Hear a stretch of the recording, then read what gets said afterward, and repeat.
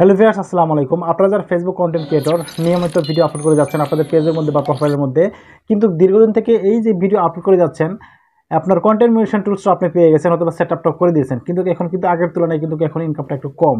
এই ইনকাম যে কম হয়ে গেল এর কারণটা কি আসলে আমাদের কিন্তু একটু জানা দরকার। কি বলেন আপনারা? যদি জানাই দরকার হয় তাহলে অবশ্যই অবশ্যই ভিডিওটা কন্টিনিউ করুন। আমি আপনাদেরকে সব কিছু আজকে এপিসোড বলে দিচ্ছি।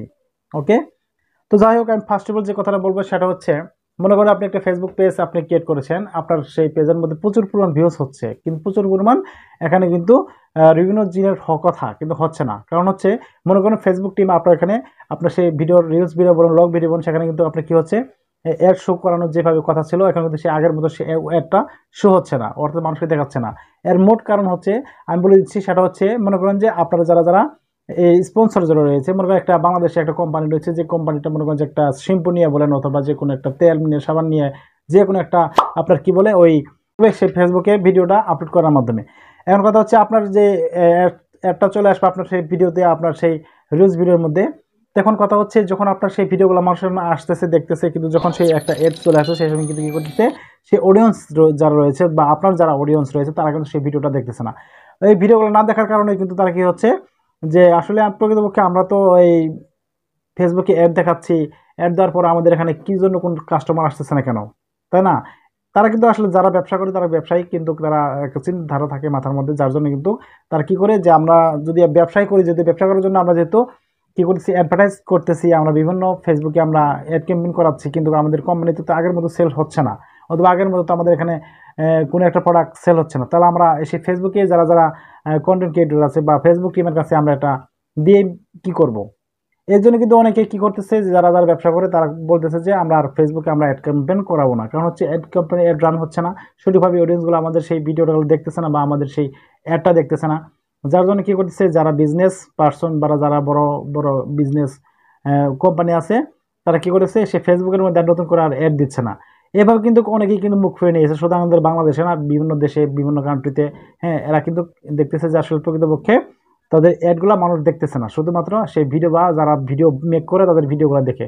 সে মুভি ক্লিপ হতে পারে, সে ফানি ভিডিও হতে পারে, সে যে কোনো জন্য সে ভিডিও হতে পারে, সেগুলো দেখে কিন্তু তারা কেউ কিন্তু অ্যাড দেখেন, তারা কি করে স্কিপ করে চলে যায়। এর জন্য সেই যে প্রোডাক্টের যে মানে একটা সেল করার জন্য যে তারা বিজ্ঞাপন দিয়েছে, সেই বিজ্ঞাপনটা আপনি আমি দেখতেছি না। যার জন্য তারা কি করতেছে, আমরা নতুন করে ফেসবুকের মধ্যে আমরা কি করব না, আমাদের বিজনেসটাকে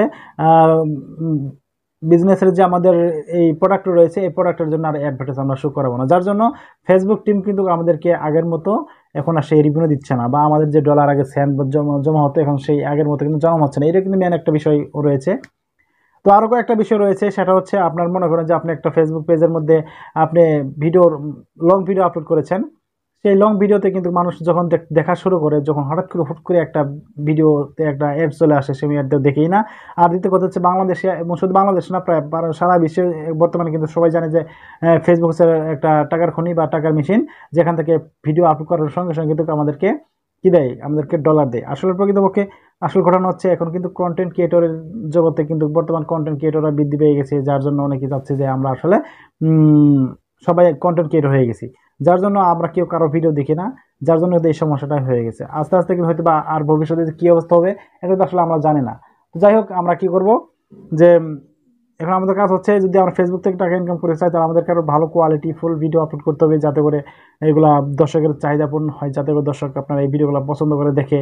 এভাবে আমাদেরকে ভিডিও মেক করতে হবে, তাহলে হয়তো সম্ভব। আর তাছাড়া বর্তমানে যে আমরা পরিস্থিতি বললাম, প্রথম যে একটা কারণ বললাম, এই কারণে যদি আপনি পড়ে যান, তাহলে কিন্তু আর ফেসবুক থেকে ইনকাম করতে পারবেন না। আর তাছাড়া কিন্তু আমার এখানে প্রচুর প্রচুর পরিমাণ কমেন্ট চলে আসে যে আসলে ফেসবুকে আর ইনকাম করা সম্ভব না, আগের মতো আর কখনোই সম্ভব হবে না, আদৌ হবে না।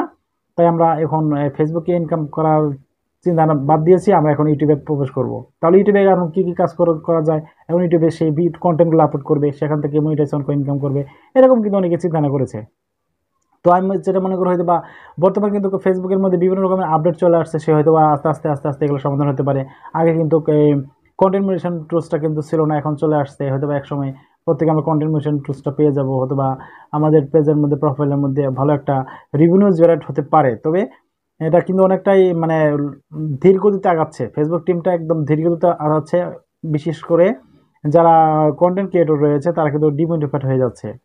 তো আমি ফেসবুক টিমের কাছে একটাই কথা বলবো যে আপনারা যাই কিছু করেন একটু তাড়াহুড়া করার চেষ্টা করবেন, কারণ হচ্ছে এইভাবে কিন্তু অনেক ক্রিয়েটর কিন্তু পড়ে যাচ্ছে।